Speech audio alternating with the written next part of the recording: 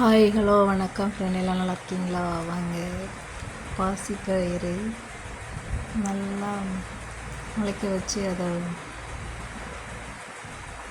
ஒரு சாம்பார் மாதிரி வைக்கலாம். இல்லைன்னா பாசிப்பயிறு ஊற வச்சது, சாம்பார் பருப்பு கொஞ்சம், இஞ்சி பூண்டு வெங்காயம் தக்காளி எல்லாம் போட்டுக்கலாம்,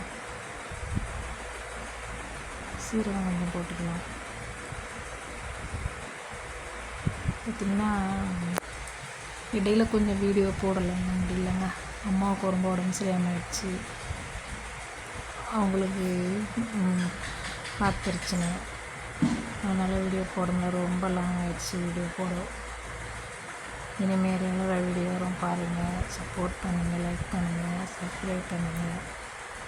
பருப்பு ஒரு குக்கரில் 7 விசில் விட்ட பிறகு பார்த்தோம்னா நல்லா வெந்திருக்கும். வெந்த பிறகு கொஞ்சமாக ஒரு அரை ஸ்பூன் மிளகாத்தூள் போட்டுக்கலாம், உப்பு போட்டுக்கலாம்.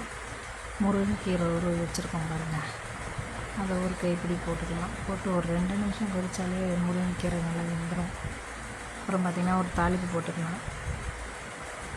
நாங்கள் வடகம் தாளிப்போம். வடகத்துலேயே நிறைய சின்ன வெங்காயம், கடுகு, சீரகம், அப்புறம் பார்த்திங்கன்னா பெருவெங்காயத்தூள் எல்லாம் போட்டிருப்போம். அது நல்லா செம்ம வாசம் இருக்கும்.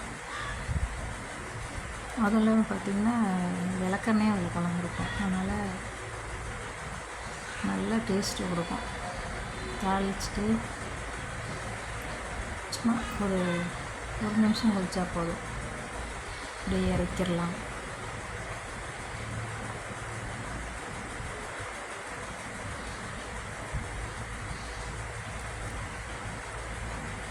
இறக்கும் சாதத்துக்கு சாப்பிட்லாம், சப்பாத்தி, இட்லிக்கு சாப்பிட்லாங்க, செம்மையாக இருக்கும். பாய்.